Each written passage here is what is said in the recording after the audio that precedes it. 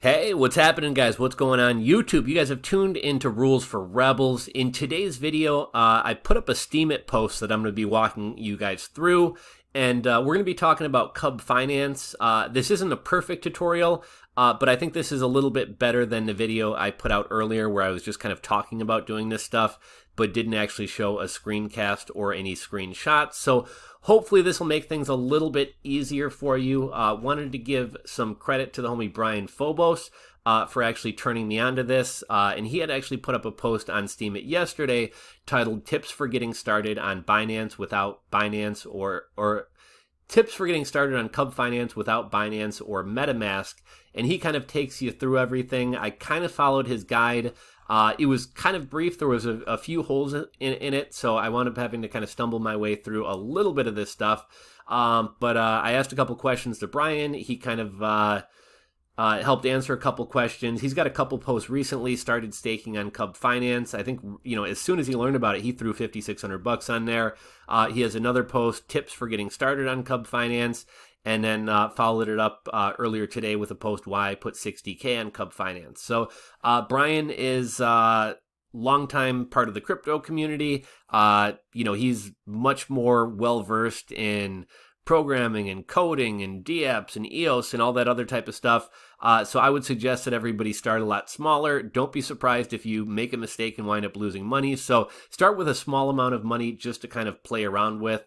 The whole DeFi thing is kind of a buzzword in the crypto space. Right now, the two big things are DeFi or decentralized finance and NFTs. I would suggest if you're kind of getting into the crypto space, pick one area to kind of focus on and stick to it. Man, the crypto space is so confusing. I mean, you could be a day trader, you can be a swing trader, you can get into the DeFi stuff, you can get into NFTs, and it's really just there's too much going on. Things are changing too quickly. Everything's too complicated to really kind of delve in and kind of be an expert in all spaces. So I would suggest finding one space that you want to get into and kind of sticking with it. One thing I kind of like about having this channel is it kind of forces me to stay up on things and kind of forces me to kind of learn about new things. So I was willing to I threw a little bit of money into NFTs recently, started minting some NFTs, and I wanted to kind of dabble in kind of the DeFi space. I'd been meaning to check out PancakeSwap, and I found the whole thing overwhelming and just didn't really have time to watch all the videos and delve into it.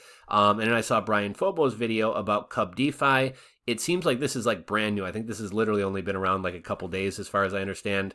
And I want to say this is, if not the same thing, very similar to PancakeSwap. You can either stake coins or you can provide liquidity for other traders. So I linked to all these earlier, but I'll link to Brian Phobos' post. There's another YouTuber who's much more knowledgeable than myself and has started putting out videos about this. I think he got up 2 videos today. But like I said, when I started looking at this yesterday, there was not a single piece of information online about how to do this. I think there was one YouTube video and it wasn't in English. There's a YouTuber by the name of Steve R82 who started doing some screencasts and things like that. I'm doing this with Trust Wallet. His method for doing this and a lot of the other methods that I've seen up until recently are interacting with these platforms using MetaMask.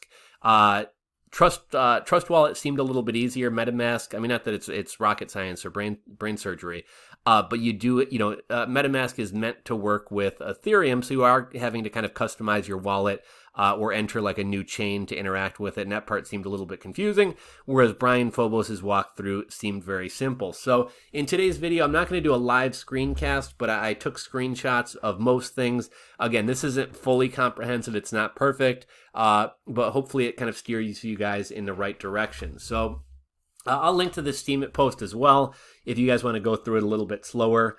So the post starts out, chances are by now you've heard of CubDefi. You can find it at cubdefi.com, blah, blah, blah, blah, blah. We talk a little bit about Brian Phobos. You will need Binance to do this. So you're either going to need a Binance.us account or a Binance.com account. I prefer Binance.com. If you're using Binance.com, depending on where you're located, you may need to use a VPN. I like using ExpressVPN. It's really easy. I know it's not going to cut out on me and expose my IP address and cause any problems with the platform.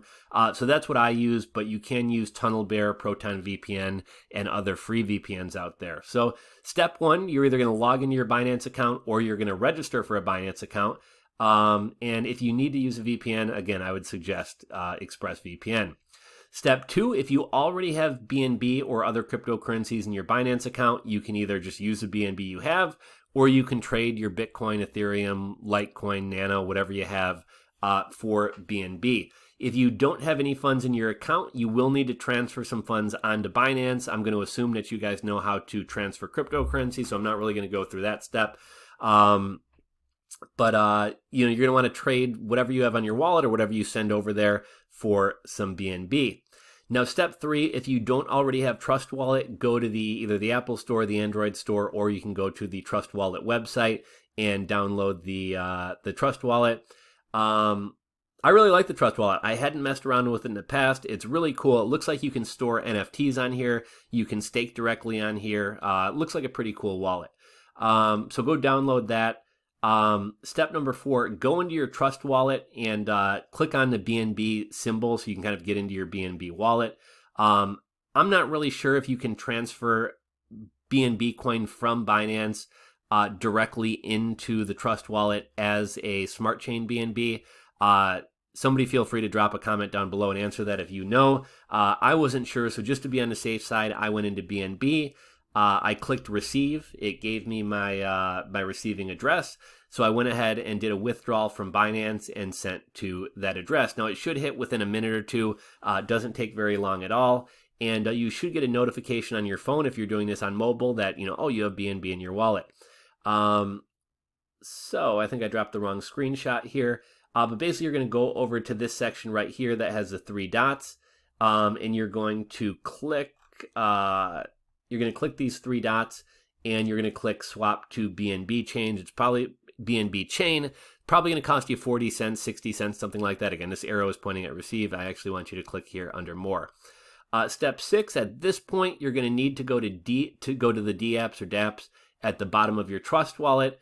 And that's going to be right down here. You're going to click that, and you're essentially going to be taken into a web browser. Now, fortunately, I had seen Brian Phobos' little tutorial and things like that. So I kind of knew what to do. Otherwise, I would have been kind of confused. From this web browser, you're going to go to CubDefi.com.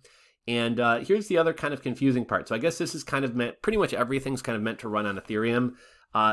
Now, unlike the MetaMask wallet where you're going to have to add in some information about the Binance Smart Chain, this one's going to have the Binance Smart Chain just as a dropdown. So when you first log into your wallet, you're probably going to see the Ethereum logo here. If you click the Ethereum logo, you'll be able to change it to the Binance Smart Chain icon. Excuse me. Step number 7, at this point is where I got really confused, just like what do I do once I'm in here.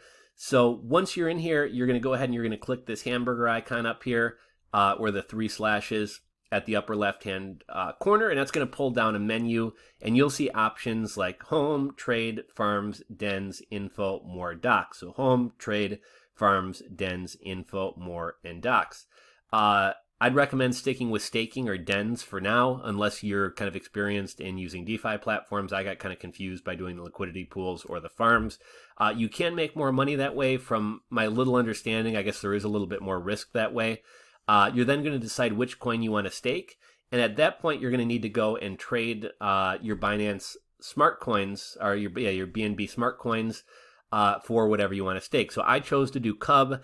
I don't really understand how like the quote-unquote Binance gas works, but from what Brian Phobos said, leave a little bit of BNB in your wallet to cover gas fees. So I left a little bit of BNB and a little bit of BNB Smart Chain coin in my wallet. I then got I wound up trading for Cub coins. I'm not going to go through that part because I imagine most of you guys kind of know how to facilitate a trade. Step number 8, now you'll click dens. So you're going to click dens and it's going to take you to a page like this, and it's going to have the Cub den as well as a number of other dens. So you're going to find the box or the card that says Cub. you're going to click the approve contract. So this kind of confused me as well. I thought I would be able to enter like how much I wanted to stake and then click approve contract. If I remember correctly, I believe I had to click approve contract first, approve the contract, and at that point I was able to click how much I wanted to stake.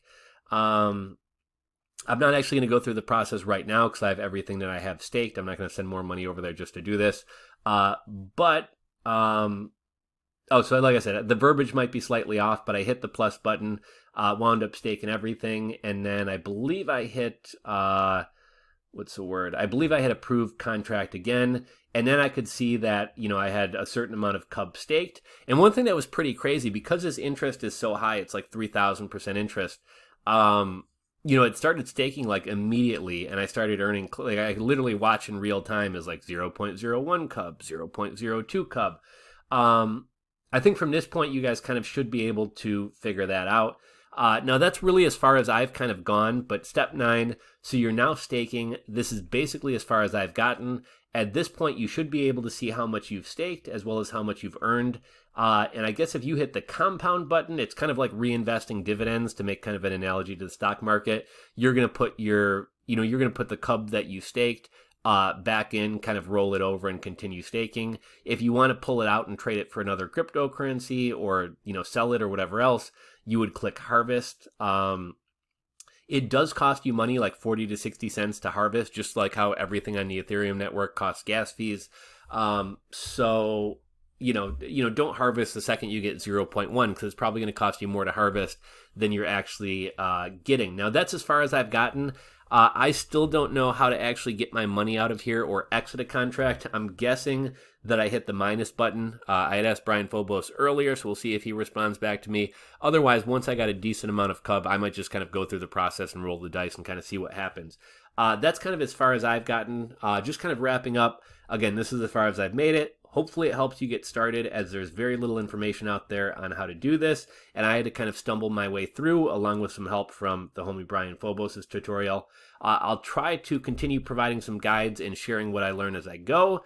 So this is as far as I've made it. I'll link you guys. It seems like this Ryan guy or whatever, Ryan, whatever his name is starting to put out a lot of content about, kind of walkthroughs and tutorials of how to do things on CubDefi. So I'll link you guys to him. And hopefully he keeps putting out content. I might actually wind up asking him if he could do some stuff with Trust Wallet as opposed to MetaMask, just because that's kind of the way I'm used to doing it.